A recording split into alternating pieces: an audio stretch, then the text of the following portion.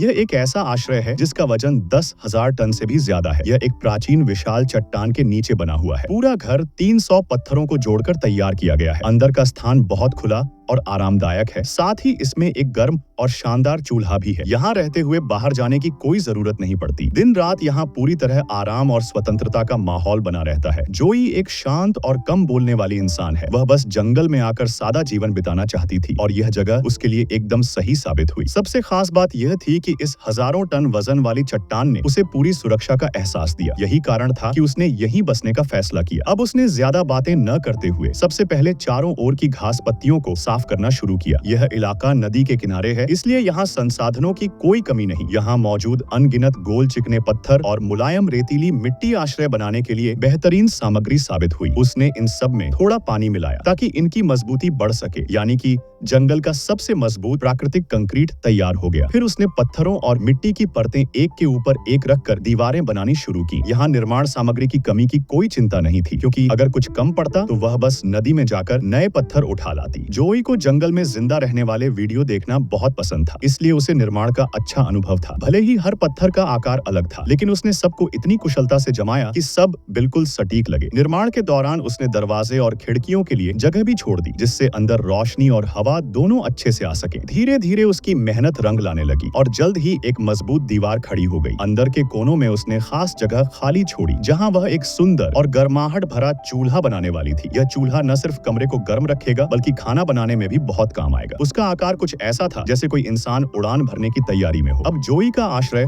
लगभग आधा बन चुका था। वह इसे देखकर बेहद खुश थी। आखिरकार उसके लंबे समय से देखे गए सपनों में से एक साकार हो रहा था। वह जो हमेशा जंगल में जीवन बिताने की कल्पना करती थी, आज सच में उसने प्रकृति के बीच अपना सुकून भरा घर बना लिया था। और इस तरह उस विशाल चट्टान के नीचे जोई ने अपना असली जंगल का घर बसाया, जहाँ हर पत्थर उसकी मेहनत की कहानी कहता है और हर सांझ की आग उसे याद दिलाती है कि सुकून बसने की जगह में नहीं, बल्कि अपने बनाए हुए संसार में होता है।